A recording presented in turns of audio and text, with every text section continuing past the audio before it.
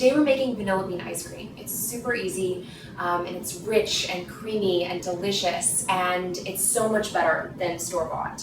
First, we're going to heat this is milk and cream. And then we're going to add, I like to add a little bit of salt, kind of tempers the sweetness. And then most of our sugar, it's really not important that it's like exactly half. I never measure it. You do want some of the sugar in your cream milk mixture. It keeps the cream from scorching. And you know, nobody wants that, that's sad. And then the last thing we're gonna add, this is vanilla ice cream, so we are gonna add vanilla beans. So I'm gonna go ahead and put those pods in there. And then I've got this partial pod here, and I'm going to use the beans from this, just scraped with the back of my knife. And then I'm gonna put the pod in there as well. And then I'm just gonna whisk together the cream, the milk, and the sugar, and all of that goodness. So while I wait for my cream to come to a boil, I'm gonna blanch here my egg yolks and my sugar. I don't like to combine them too early because eventually the sugar will denature the proteins in the egg yolks, and you'll get those like little chunks of yolk that look like cooked egg. So I'll wait until this is almost ready, and then I will whisk in my sugar. I broke up my egg yolks with my whisk, and then I'm gonna whisk in the rest of my sugar. So the more you whisk egg yolks, either with or without sugar, they get nice and light and fluffy, and they get that like nice pale yellow color. And that's what we're going for here. We really want a nice, light, pale yellow. So I'm watching my cream at the same time and making sure that that's not boiling over or doing anything that I don't want it to be doing. I see lots of little bubbles, and it looks like she's pretty much, oh, there she goes.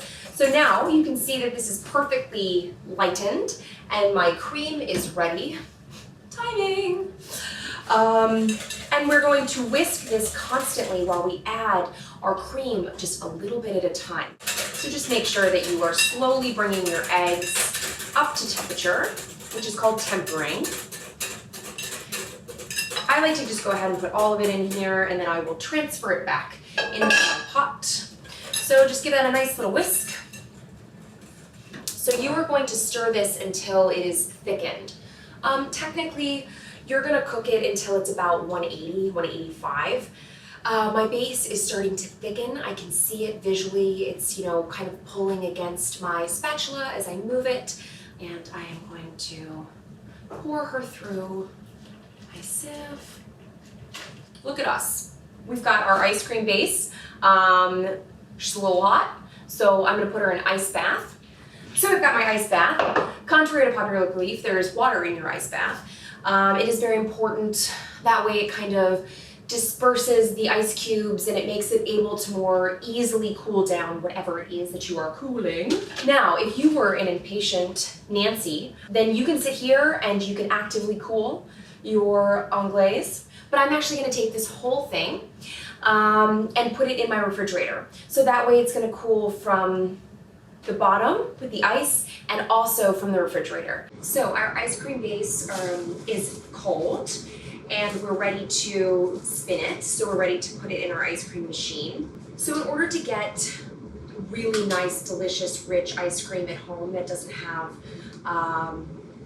you know, doesn't feel icy or anything like that, the key is making sure that this is super cold.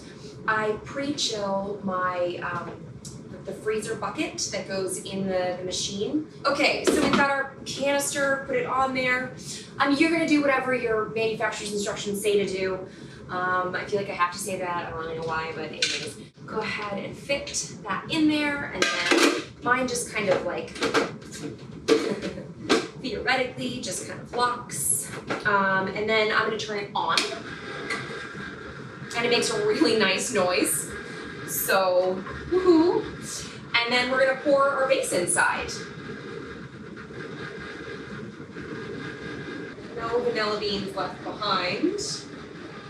So it started to look a little bit more like ice cream in the sense that you can see the bits are freezing. It's less liquid. It's more kind of a, you know, cohesive mass. The worst thing you can do, especially with a home ice cream machine, is to be impatient, because if you don't freeze it far enough, If you don't incorporate enough air into it, then it's going to be hard, and it's gonna melt really fast. So I'm gonna let it keep going because I feel like it needs a little bit more time, and I want it to be a little bit more airy. So I'm gonna let it keep going. You can freeze it too long, and then you'll separate your cream. You'll almost kind of create like a butter, and you really can't come back from that. So it's a delicate balance. It's pulling away from the sides. You know, it's like, you know, it's giving me all the indications that it is in fact ready. If you're enjoying my video, don't forget to hit subscribe below so that you don't miss anything. It's the moment we've all been waiting for. So this has sat in the freezer overnight, so it's nice and firm. It's been on the counter for about 5 to 7 minutes, just to kind of come to room temperature a little bit, makes it a little easier to scoop. Not necessary, you could dig in straight from the freezer. But let's give it a go, huh?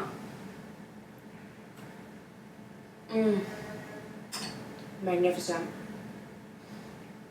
It's rich and creamy, and there's like no little ice crystals, so it's like perfect texture. It's smooth, like really luscious and super vanilla-y.